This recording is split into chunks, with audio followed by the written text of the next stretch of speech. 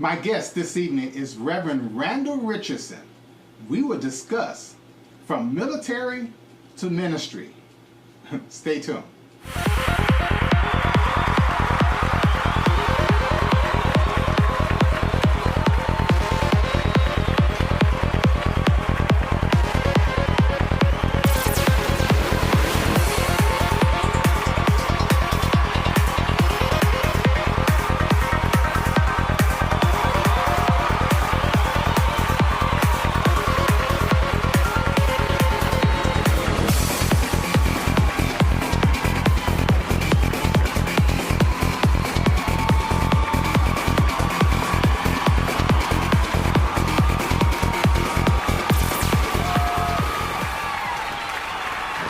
And welcome. Sorry for the delay. We had some technical difficulties, but electronics, we're always going to have some technical difficulty. Once again, welcome to Stewart Spotlight Live on this Friday, August the 9th.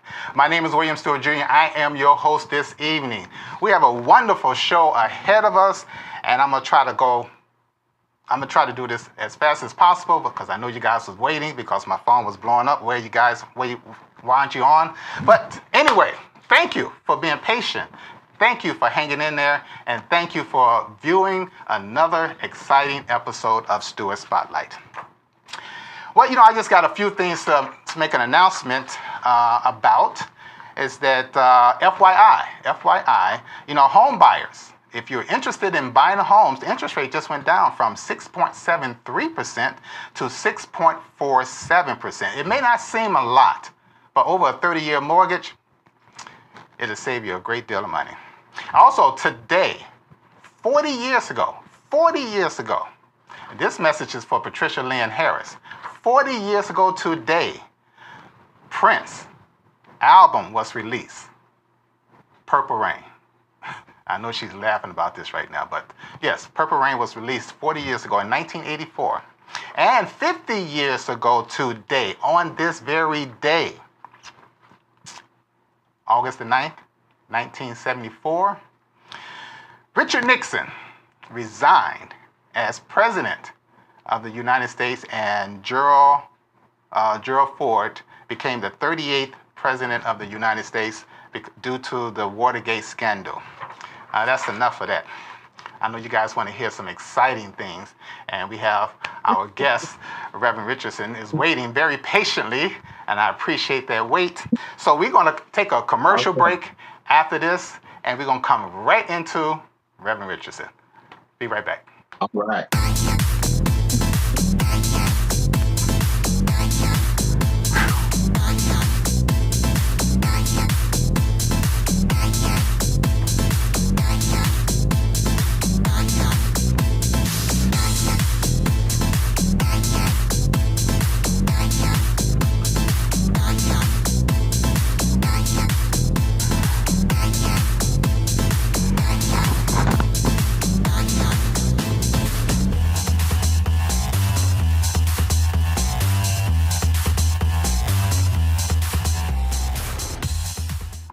And we are back. I forgot to mention one thing. I know you guys thought I was going to forget this part. My favorite line. I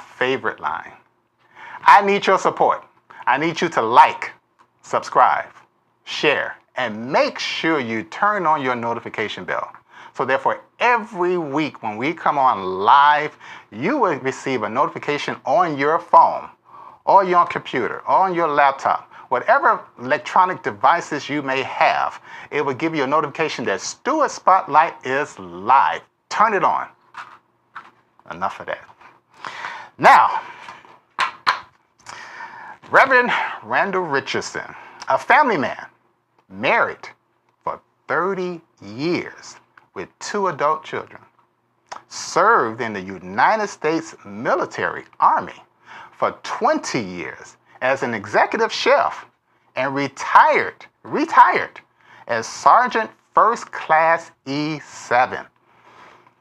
We're going to have to have him explain that E7. I'm not familiar with the Army terminology.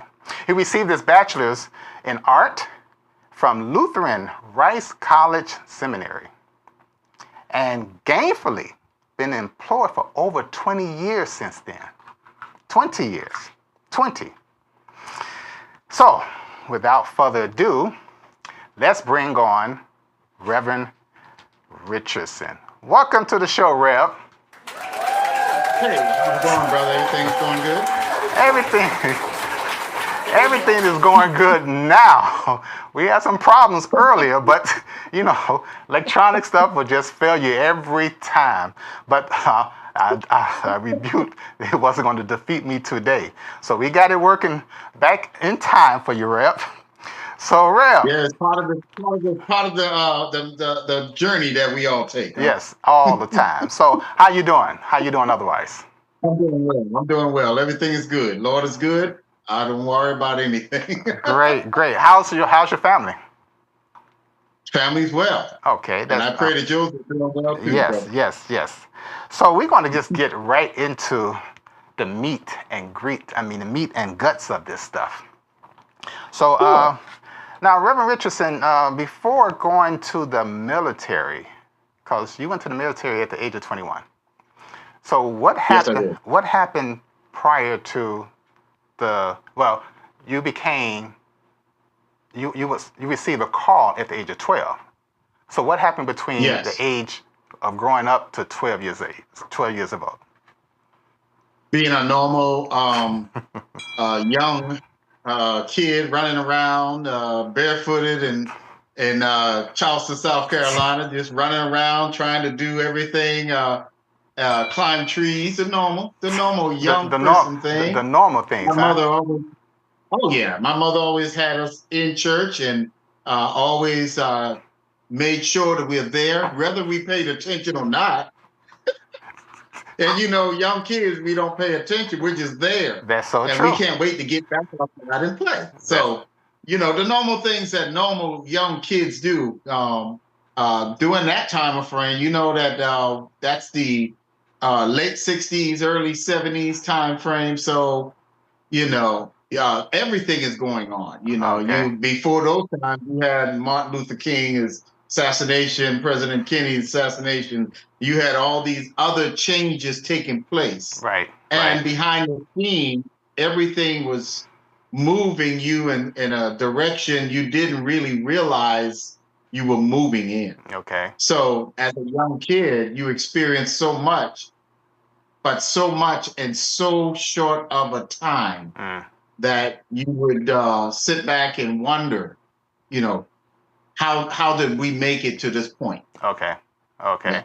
So now I believe you stated that at the age of 12, you received the calling. Mm-hmm. So how did you feel when you received the calling? What was your... You know what? You really don't know. Okay. At that age, you really don't realize what has just taken place. Me and my brother had just been baptized and didn't feel it, as a little young boy, didn't know what was going on. We just went on with life. Okay, we did what our mother told us to do. Mm-hmm. We went on with life. So everything is good. So basically, at the age of 12, you received your calling. So now, between the age of 12 before you go to the service of the 21, so basically you're experiencing your journey. I'm assuming the journey from 12 to 21. Yeah. So therefore, you can gain all this knowledge and wisdom and experience. So therefore, it'll pay off on the long run.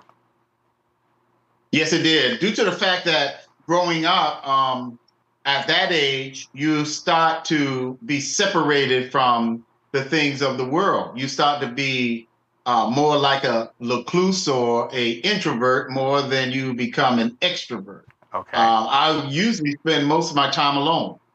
Doing from that time on. I did have friends. I did hang out. I did do the normal little kid stuff. But slowly but surely, I saw myself being drawn away to my own little private world and started to realize that something was taking a change in me, and I just didn't know what it was. But as time went on, nothing seems to be the same. School was harder. Having a communication with others was harder. Why? Because there is something going on inside of you that you don't realize that is going on inside of you. Okay. And when I finally graduated from high school and planned to go in the military, even that was difficult. Mm. Getting out of high school, trying to get into the military, it seems like something was moving me toward a goal, but getting there was the difficult part. Like I told you, everything became harder, harder, harder. And then all of a sudden, the opportunity came to be a carpenter apprentice Oh. in the naval shipyard in Charleston. All Okay. that came all of a sudden right after high school. So now let's But let's then, let's go let's ahead. let's go back before high school. So Yeah. between the age of 12 to 21, were you obedient or were you a bad child? No, actually, I had an older brother, Okay. and I really never got into. I just followed my brother. When he got in Trouble, trouble, then you I got in got trouble, right? Okay, I got you now. when So, he gets in trouble, I get in trouble. But it was a learning experience okay. on how not to always follow. Mm, Make your own mm, choices. You know, mm, you can stay. My mother always told me, you can stay home. You don't have to follow him out there. mm. You know what I'm saying? Okay. But we both came up um, very obedient young men Okay. because we always had the circle of men around us. We also had very supporting family, not just within the house, but outside of the house. So we Mm, came from a huge mm. family in Charlotte. Okay. And we always had the older men or the grandfathers, the great grandfathers, the uncles. There was always that overshadowing of direction given to us. My mother did not hesitate to give us to somebody, and if we're acting wrong, we're gonna act right later. We find a So, way so it's more like don't spare the rod. There you go. Now, back then, it was never sparing the rod. It was always being very respectful Okay. to your elders back Okay. then. Okay. Very. No matter if you go walk down the street, you're going to be respectful. You're going to say, good evening, good morning. You're always going to give your neighbors the respect. Because if you didn't, they had permission to straighten you out right there. On the spot. And then you also had to go home and And get get straightened again. out. So so, it was a journey. It was an interesting journey as a little kid, but as you look back, okay. those were the things that shaped who you would become in the future. So therefore, you see a big difference between then and now. Oh, absolutely. Mm. Absolutely a huge difference. Mm-hmm. Young people today have no, not to say all, but most young people today don't have any respect for elders. They don't have any respect for the wisdom that those who have gone on before them Okay. had, and they can give. It's and to shape your world for the future, you have to start somewhere. Mm. But most of the kids today have not had a good start. Oh, okay. And when elders or older women with the young ladies and older men with the young guys, when they come in with that wisdom and they want to show them, then there's a problem because sometimes their parents don't want you to discipline or talk to their children. But then when the world gets a hold of them, then they're either in front of the judge or they're in front of the church asking for prayer. Mm. Mm. So we have to learn to get away from that and go back to having a community that protects, that disciplines, that look out for our children, not those in the community that are not doing wrong. Mm-hmm. I mean, that are not doing right. You know what I'm saying? They're not doing the right thing. They're just out there doing whatever they want. We're talking about those who are truly out there trying to help each other to get to the next level. Okay. We were always a community. Now we're not. Big change from then to now. So now, when you were in high school. Yes. So were you involved in any kind? Were you involved in any kind of activities or sports or anything of that nature? Yes, me and my brother got into sports. Actually, he played me. We both played basketball Mm-hmm. for three. I played 3 years. He played 4 years of basketball in high school. He ran track. I also ran track in high school. So, typical, normal. Mm-hmm. But as you go through these things, as you go through track, you learn, discipline. As you Okay. go play basketball, you learn discipline. You learn teamwork. You learn certain things that will help you on in life. Most people think that sports are just sports. Okay. But when you look at the very depths of what sports is about, it's about teamwork. Mm. It's about working together with others, or it's about focusing to bring your best to the table and to give your best to others. Right. You're not holding it to yourself. You're giving it to others. You're showing others that you can also do this.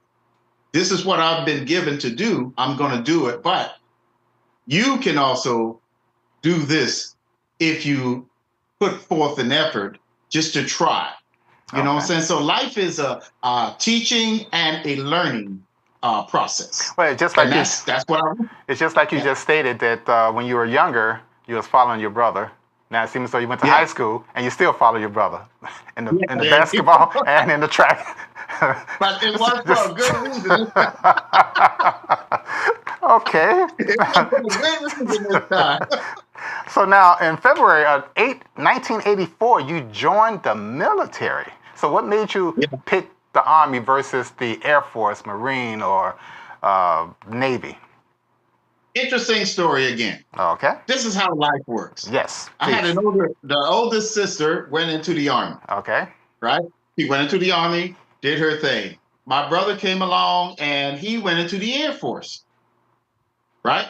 So as he went into the Air Force, I was studying I was just graduating high school and I was given the opportunity to be a carpenter's apprentice at the Naval Shipyard. Mm-hmm. That was my destiny. That was what I thought I wanted. Okay. And I wanted to be, weird now, what I'm about to tell you. I wanted to be married at least 19, have kids, live in Charleston, and go on with life. That was my whole plan. Really never to leave Charleston, just to live, because that's how disciplined I was. I already had the young lady picked out. I already had my future picked out. I already had the job picked out. I already had where I was going to live already picked out. But the Lord says, no. I got better plans. But once again, you follow your brother as a teenager to the high school. Now you're going into service. Yes. See that trend? Yeah. And I'm gonna take you down the line where the separation begins. Oh, okay. So you learn to separate, you don't separate, and then God separates you. Right. I was speaking to one of my advisors, and I know he's listening, Charles Lambert, and he was giving me some information because he was in the service, and he told me to throw these questions at you, and I just want to, because in order to go into the military, you have to go to the MEPS, MEPS.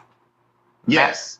And I'm going to give the audience or the viewers some FYI. The MEP has 5 steps. It's the attitude testing, medical examination, job search, background screening, and your oath for the enlistment. So can you give us some information about that? Well, I took the test prior to going in, right? So after you take the test prior to going in, after they set a schedule for you to go to MEPS. Okay. So now, after you have passed, after you have the jobs that they already know the job that they're going to offer, but the military now is accepting you. So the military calls me the very day that the Port of Charleston called me and said, "Hey, why don't you come on down? We'll make you a carpenter's apprentice." Okay. Hey. Told my mother, "Hey, I'm going to be a carpenter's apprentice. I'm doing it." Nah, the Lord said, "No, I got better plans for you." And the military called me within hours and say, You are invited to be a part of the military now. Wow. So I had to make a choice. And the choice was to leave Charleston and return within 3 to 4 years, maybe get married then and all that. The jobs weren't looking great. You know, you might could be an apprentice, but you won't make as much money in the military. So go in the military. I went to the military. So going through the MEPS, you have to go through a process of physical. They look at you physically. They look at you mentally and emotionally. They look at you in every way to see if you actually are capable or able to go into the military. Okay. After all of that is completed, and then every dot, every I is dotted, T is crossed, then you have the you take the allegiance to the country and to the military to serve. Okay. That is where the journey begins. So now that it doesn't. Now it goes into the basic training. Yes. Or boot camp. You have to go somewhere to basic training. Or boot camp, as you must call it. Oh yeah. Well, I'm from South Carolina. Okay. Where it's hot. They're sending me somewhere where it's cold. Not a good mixture. So you have someone who lives on the ocean, used to heat, but you're sending somebody to Missouri. We call it Fort Live in the Woods because it's all woods. Wow. And it gets cold and it snows. Not only just a little bit of snow, but up to your waist in snow. Right. Yes, I'm familiar with that. Now I'm going there in January. And February, March, April, it's still snowing. Wow. Big transition So now, from the heat to the cold. Oh, that's for a country boy, that's really not good. I've never seen snow in my life. So well, then you had an experience of it. But now let me go back to something you said earlier, because you said you said you were called at the early age of 12. Were you? Yes. Did you belong to a church then? Yes. Okay. The name of the church is in Charleston is First Baptist. Okay. James Island. Okay. Charleston, South Carolina. So tremendous church. Matter of fact, the church is over 100 and close to 50 years old. Oh, okay. Yeah. So the now church is so. Yes. Oh, okay. So Charleston is so old. Charleston has a lot of history. Most of the enslaved African came from through Africa. They came through the Caribbean islands, and then they came right into Charleston. Charleston actually, when the slaves were coming in, it was actually 51 to almost 60% of the slaves that came to the country came through Charleston. So, and if you looked back at the history of all these people that came through there, they weren't all Africans. They weren't all what people will say black. But these people were actually, if you look in the Bible, there's like 3 sons, right? You have Ham, you have Japheth, and you have the son that God will call his people from, right? So with all these sons, only 2 of the sons' children or descendants came into Charleston. And through those descendants, I find out, and this is part of the journey again, the Lord is showing us something. You come to find out that your bloodline runs all the way back to Israel. Wow. And we never knew it. And that's all the secret that was kept from us. But as God calls, he also equips. And even today, the marketplace in Charleston is still there. Wow. The slave platform that they put slaves on, still there. Everything is still there. We never wanted to let it be taken away. Why? Because it's a reminder of where you came from, but it's not where you're going to stay. Okay. So that's why, another reason why I'm called to now leave Charleston. Interesting journey. I see. Interesting beginning. Yes. Okay. Now, the last step in the military, because we're going to take a break and we're going to go right into your ministry, Yes. which is called AIT, Advanced Individual Training. Yes. So, when you went through these steps from the the basic 5, did you choose Yes. the field that you wanted to participate in or have your career path then, or did you have to pick it after all the training and everything? They sit you down at the math center and they tell you exactly what they have to offer. Okay. Interesting, isn't it? Yes. They tell you what they're offering on the account of your how high you score when you take a test of what you know. Okay. Right? So when you take the test and they have the paperwork, you don't know what's being truly offered, but you know what they're in need of. See, 2 different things going on here. But again, remember now, I'm being called to a purpose. Right. So I'm called, we only have cooks. We only have an opening for cooks right now. We need cooks. We need this, we need that. And then the next thing you know, I'm going to, after basic training, I'm going to AIT, which is training for your specific skills and what you're going to be doing in the military for your career, or if you choose to change later, you can. But for right now, this is where we want you to be. This is how you're going to be trained. This is the schools you're going to go to. Okay. So now I'll do cook. So now, as a chef, I'm just going to say a chef, not a cook. I'm going to say a chef.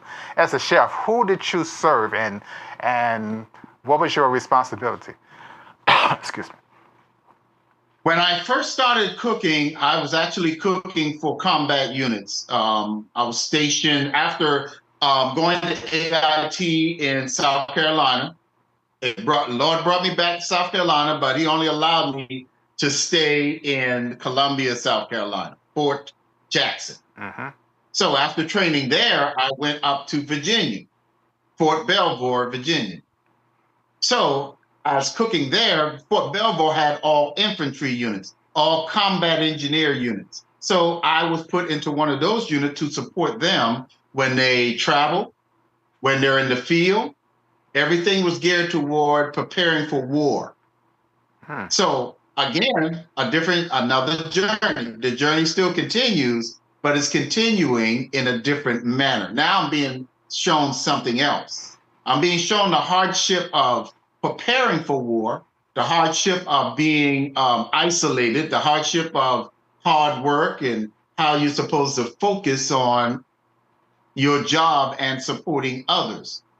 See how all that is starting to work out now? By the journey. Okay, I got you. Yeah, it becomes frustrating because you want to go to another level, but if you're not prepared to go to another level, you're held at a certain place until time. So after 3 years of being at Fort Belvoir, that is my enlistment, 3 years.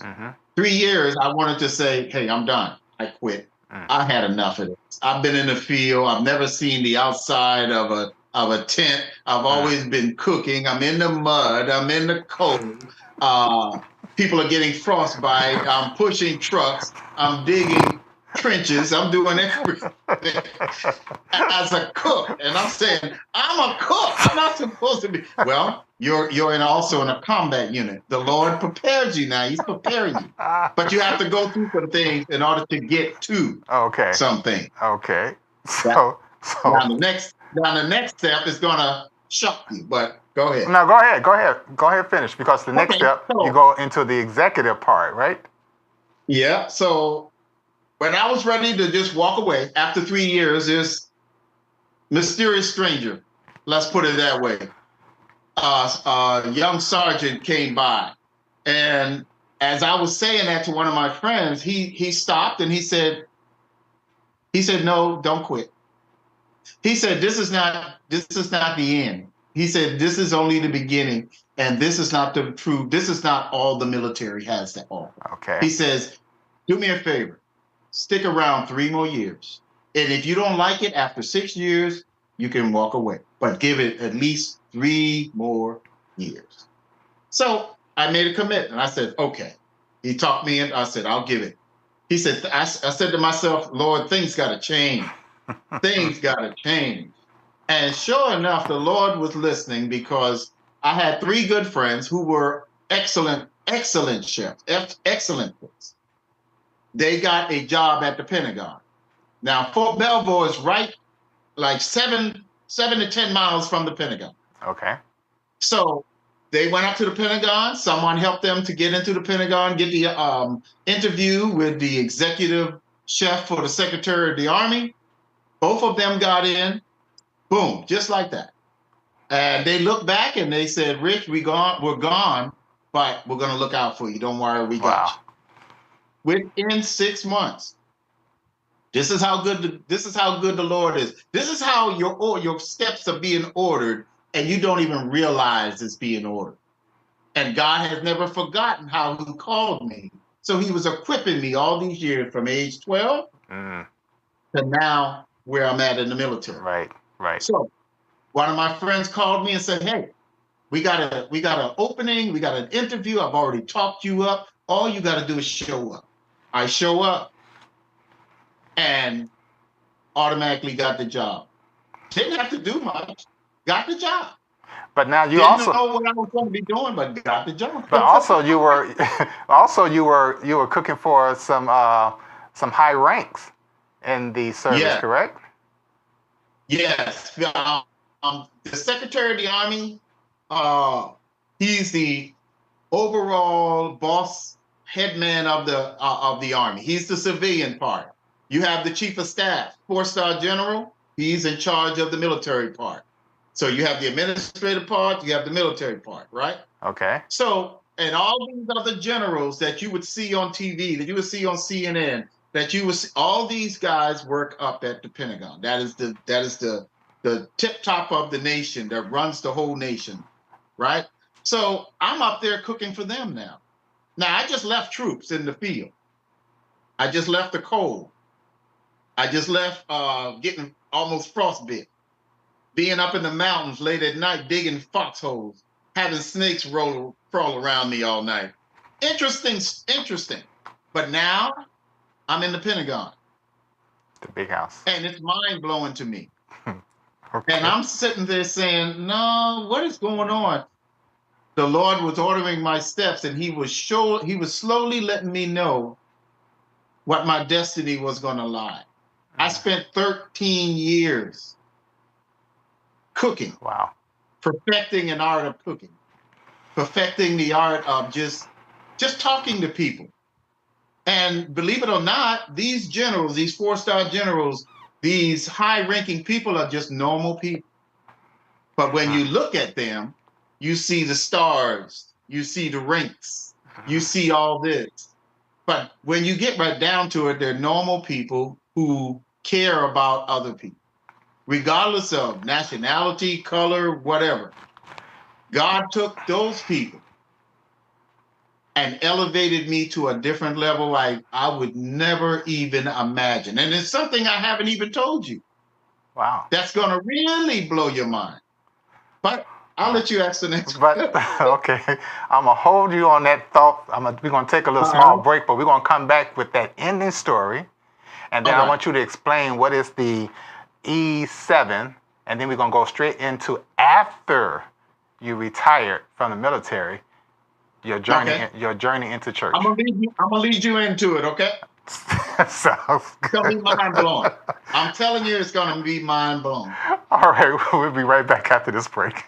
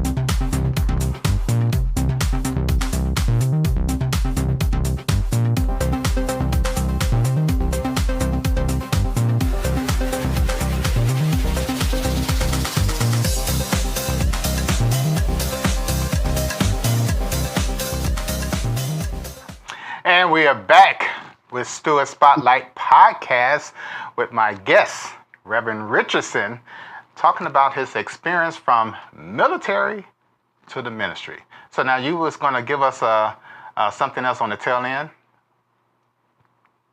On the tail end of the Pentagon, now I spent 13 years in Washington, D.C. That's we call that the riding the Beltway. Okay. But I really wasn't riding the Beltway because something was happening there I did not realize. I spent 6 years at the Pentagon, right? But there was a selection of individuals that the military was going to select to fly on Gulfstream planes with the foreign dignitaries, with these high-ranking generals, and we were going to be the first selected in the military to do this. How could they select me? Did not know, but I got selected. I served there for 4 years, flying in every country you could imagine, countries you have never even heard of. I've been there. By God's grace, He has protected us. By His grace, He's shown us mercy by being almost shot down in foreign countries. Plane engine shut down. We had to turn around and fly back. That made national news. And just so many things I have seen, and so many foreign dignitaries that I've met, and also. Now, the interesting part is they took minutes out of their time to come and talk to the chefs. That is unheard of because they're so busy. They got so much going on. But these foreign dignitaries would take time to come and sit and talk to us. Wow. Like we were just very important people. And this is how God uses you to show you how just important you are. He will bring the highest ranking person and sit them down with you and show you that they are no greater than what He has already made you. So now, God's grace. So now, once again, it's all part of the journey. All part of the journey that leads you up to into the ministry. So all the experience, the knowledge, the wisdom that you're gathering is making you stronger to go over. Now you retired from the military. Before I go to the retirement, could you explain what is the Class E7? The Class E7 is a ranking system that the military uses. When you go into the military, you're a E0. You don't have anything on your collar, nothing. Okay. It's just started.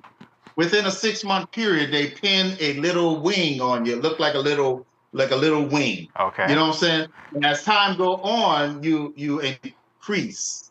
You go from E0, E1, E2, E3. Okay. E4 is a specialist. E5 is a sergeant. E6 is a sergeant, staff sergeant. E7 is like a platoon sergeant. Now you got people under you. E6 also you may have some people under you. Okay. E7 it's a platoon sergeant. E8 you are now in charge of probably about 200 to 300 people. Wow.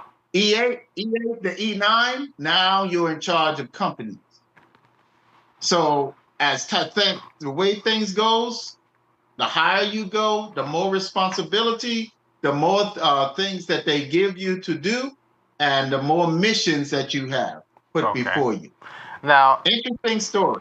Now, I see that. Now, in 2001, before you get ready to retire, yes, you joined a church.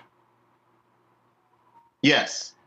So, but now let me show you how I got there. Now, were you still in the service before you joined the church, or were you?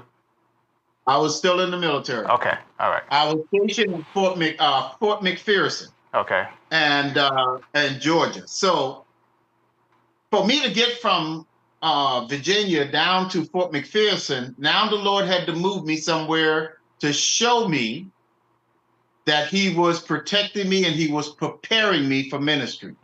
Interesting. I could no longer stay at the Pentagon. They said, no, we have to get you out of here. We gotta, we gotta rotate. We can't keep you in this area any longer. So now this will blow your mind. Okay. Remember I told you about the foreign dignitaries.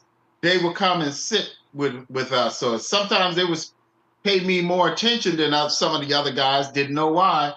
They would pay me more attention. The reason why now I knew. I was supposed to go, and a lot of people don't know this, but I'm out of the military. It don't matter. I had a retired 4-star general took interest in most of the guys at the general's mess or the Secretary of the Army's mess.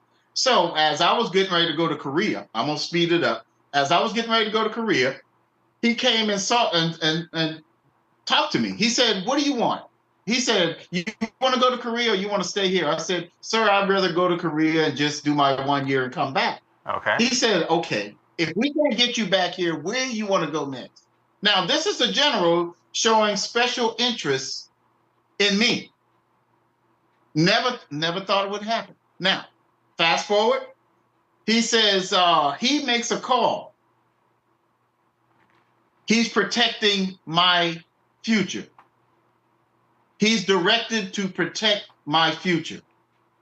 He makes a call to Korea, tells the commanding general in Korea, you will put him here, you will give him this control of this area, and you will keep him where he's supposed to be. And when he returns, he makes the decision where he wants to go.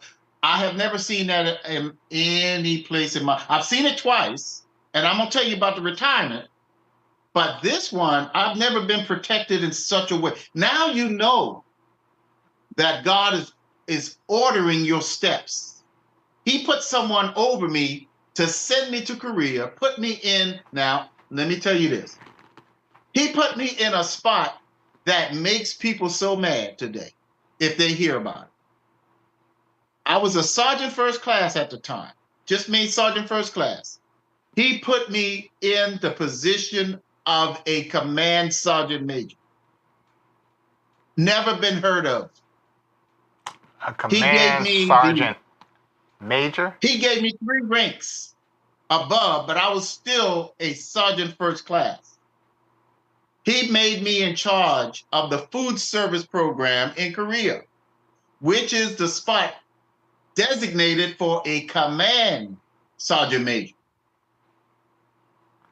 Now I see the look on your face. Okay. Okay. This can get it's beyond comprehension. I don't even today I look back and I didn't understand what the Lord was showing me, what he was doing. And he put a sergeant major to come get me at the airport, get me settled in. He told me what was going. He said, these sergeant majors are mad because they wanted to find out who you are, that you have been put in this position. And all these sergeant majors have been there for years and they can't get this position. But he told me, if the general wants you here, if the ex-commander wants you here, all I can do is protect you and give you what you need for 1 year. I've never seen such a thing to happen to me. Okay, so now you are realizing that your steps are being so ordered that no matter what you do, no matter how you do it, God is right there protecting you and guiding your steps. Yes. So it's mind-blowing even today as I look back. Now I'm gonna tell you the second one. After I left Korea, I took a job as a general's aide. And that general's aide is someone who works at the house with the general's wife. I feed the family. I make sure the general's uniforms are ready for the next day. I make sure that if anything his wife needs, I go out and get it. I come back and help her to maintain the home. We create meals or dinners for parties, for guests, foreign dignitaries. Now I'm at a different level. See, I've gone through 3 different levels no, 4 different levels in the military. As a field cook, working at the Pentagon, I started flying with the generals, and then I became even a part of the crew, the flight crew. So now a cook has a badge that says flight crew. That's never happened in the military. It has never happened. So and from there to Korea, having the put into position of that high of a rank, and I'm just a sergeant first class. So now I get to Fort McPherson, and I'm not only did I work for one general, I worked for 2 generals. Now, here comes the discipline part. The Lord will not allow you to get so high and mighty that he can't discipline you and bring you down. So I had 2 very difficult wives to work for. And I mean, they were difficult. You're talking about the general. You're talking about the general's wives. Yeah, they were hard. Okay. They were hard, but you know what? The discipline was there for a reason. It was to get me ready for now to go into ministry. All that time was preparing me to go into ministry. Okay. Now, as I get ready to retire, the military tells me, and it was during the time of the Gulf War, the military would tell me, you're not retiring.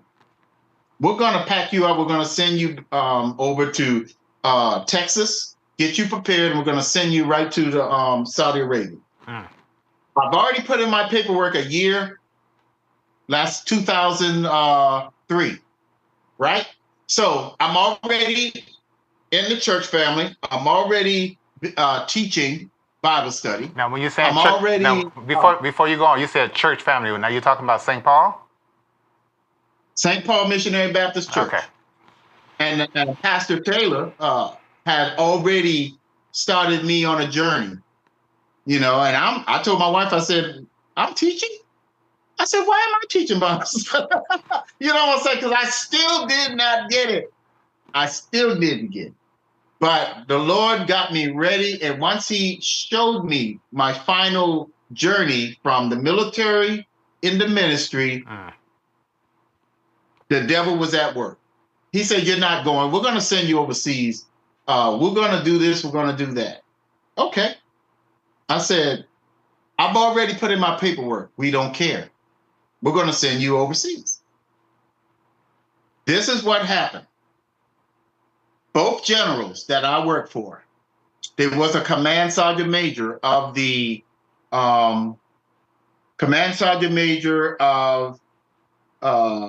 Lord, it came to my mind. He's second in command over the military. When the command sergeant major of the military is off, he's gone. Right? Okay. So he works at Fort McPherson. You see where I'm going with this? Okay. They're telling me I can't retire. But each general, as one general left, he told the sergeant major, I didn't know this. This is how Lord works. Look out for him. Make sure he's taken care of. The other general comes in, and they get ready to leave because this very general, the second general that came in, is now going to the very place I left, Korea. He's now the commander in Korea. Okay. Well, what does he tell the sergeant major? Make sure you're okay. Take care of Richardson. Make sure Richardson's taken care of. Wow. The Lord did not move that sergeant major until I had gotten out of the military. They tried to keep me in, and guess what happened? The Lord removed the sergeant major of the Army, sent him on vacation, and guess who was in charge? Somebody else came in. The sergeant major that I now work for. Right. So you just can't make this up. But everything was how good God truly is. When he's blessing you, no one can get in your way. So basically, he was preparing your steps along your journey. Yes. So now, and it's just mind blowing how this very sergeant major took my paperwork, and they said, well, we have a 4-star general and he outranked your sergeant major. Guess what happened? I got to retire. The sergeant major said, do you want more time? I'll give you more time if you want it. He said, nobody can touch you, not unless I allow it.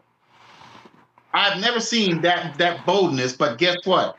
This is the power that God puts before you to show you your destiny is already ordered. That's right. And no one can change it. And within 6 months, I was out of the military. Within 6 months, war is going on, and God has already exited me out of the military to now serve Him. You know, fully. Reverend Richardson, I'm going to have to have you back on the show again for part 2. But I just want to touch base on one thing before I end this program, because you retired in 2001. You was teaching. No, 4. You retired. I'm sorry. 2004. You retired in 2004, but you were teaching Bible study in 2001 and 2002, and then you was licensed. You were licensed to preach in 2003. Yes. And then you was ordained in 2009. Yes. So you did a lot of moving around at your church, because we was talking. I spoke with the pastor, and he said the title we was looking for, that title was the lead associate pastor, who takes over when the pastor and the co-pastor is not available. Yeah. But on that note, we're running out of time. Reverend Richardson, I need you to come back on another day to continue and finishing up this military to preaching. It gets deeper, brother. I know. That's why I need you to come back to have part 2, because your daughter is coming on in a couple of weeks. So I had open doors that were shut.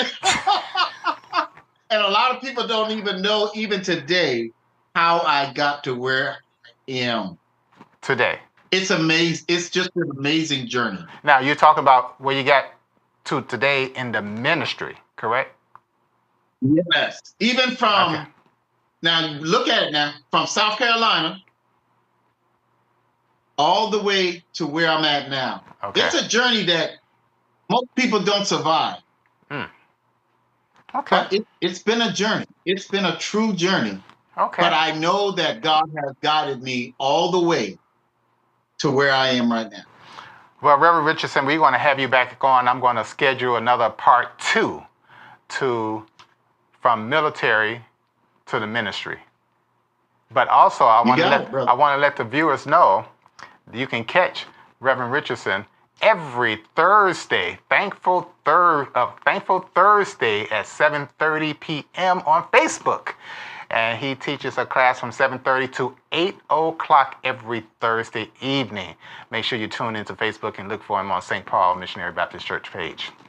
So, Reverend Richardson, I really appreciate it, and I'm going to get with you to do a part 2, if you don't mind. Yes, we can. No problem at all. Yes, we can. All right. Reverend Richardson, I appreciate your time, and I'll be looking forward calling you in a couple of days. Thank you very much, and thank you for the opportunity to share my journey from military to Christianity, or to preaching the gospel of Jesus Christ. It has been a journey, and the journey still continues. And we want to hear it as well. So we'll talk to you soon. All right, brother. Thank you again. Thank you. Well, you heard it there first. And we got to have him back on. So he has a journey that is really unheard of. I've never heard of it. Maybe you have, but I've never heard of someone going through all those channels in the military to get where he's at, and still went beyond that part. So, that's, I'm going to schedule something for next week. I mean, in another couple of weeks to have him back on. Let's go into the trivia. We have a winner from the trivia of last week. The trivia question was, what football team did the fridge play with? And the answer was the Chicago Bears. We had several people who was calling, and we had one person who got through, Terrell Williams from the south side of Chicago. Congratulations, and you will be receiving a t-shirt in the mail within 5 to 10 business days. And I appreciate you continue to listening and viewing, and make sure you tell your family, friends also to tune in to Stewart Spotlight every Friday at 9 p.m. Now you know what time it is. It is time for that trivia.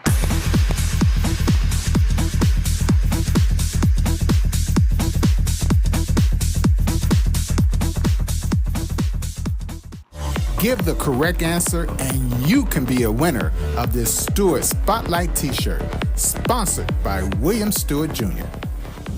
It's time for Stewart Trivia. This is a biblical question.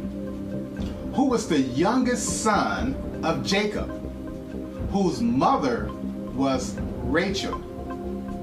Was it A, was it B, or C, or D? The first person who called with the correct answer at 888-552-1944 will be the winner of Stewart Spotlight t-shirt. Good luck. And we're back. I see people on the phone laughing, so I'm assuming they know the answer, but you're not qualified to answer the question, Rev. Also, next week guest. I really would like for you guys to tune in for next week guest. I've been lobbying for three senior teenagers in high school, their senior year. And we received all three now. And they will be on next week on the 16th. We have one from Michigan, one from Chicago, and one from Atlanta, Georgia. And the subject is going to be crime, peer pressure, and violence. We want to have a little round table discussion about those three topics. And I'm looking forward because it's going to be very interesting because just talking to some of them, they wanted to get involved and share their opinion on the violence and things of that nature. So I'm looking forward to that. But right now, it is time for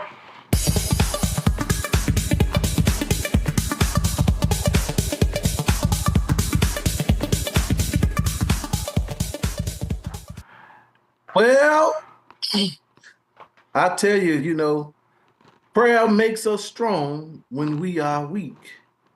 And there are times when God is calling us, anchoring us, pulling us, and getting us ready for something. And just like the preacher, Reverend Richardson, sometimes God will make a detours in our lives when we're going one way and we're trying to do this and we're trying to do that. There are many times God is got something up his sleeves and we got something in our plan, but God has a master plan for us. And there are many people just like yourself who have been planted in many places in different categories, but God decided, well, I want to do something different. And for the benefit of those that are out there listening to Stewart Spotlight, I want to pray for you today. I know there are a lot of people that's under the challenge, under the gun, under the fire, and not sure which direction to go in. But I'm here to tell you tonight, listen to God, and God will tell you, hold on, be strong, because it won't be long. Eternal God, our Father, we thank you now for everything you've done, everything you're doing, and everything that you're going to do. Now, Lord, we ask that you will teach those that are planted and that they are being prepared and that they will make the way to hear and understand your voice, and so that they'll be clear on the direction that you're calling them to. There are many people, God, that are holding on to one thing and holding on to another, but we know, Lord, that you have the answer for it all. And so now, Lord, we speak these things right now into existence. Let your mission and your message be planted. In Jesus' name we pray. Amen and thank God. Amen. Back to you. Brother Lee. That was a Amen. very Right. interesting story that Reverend Richardson had mentioned. So we're going to have him back on to do part 2 to continue. Excellent. Because I know that he has a very busy schedule, but we're going to get him back on. And thanks a lot, Lee, for hanging in there, even though that we started off late due to some computer technical difficulties. I'm gonna put a sign out there. Oh, yeah. Difficulties. Hey, So we were delayed, but not denied. I'll tell you that, that's brother. what I'm talking about. So until next week, Lee, I'll see you next week. All right. All right, have a nice one. Oh, yeah. Bless you. All right. Take care. So, ladies and gentlemen, that was a very interesting topic this evening, and I want to thank you for hanging in there. And always, I received a little message that they wanted me to say. It says, keep praying, don't quit, and never stop believing. As I always stated, it's not about me. It's all about you. Until next week, I want to thank you for joining Stewart Spotlight Live, and want everyone to have a nice and safe weekend. Good night.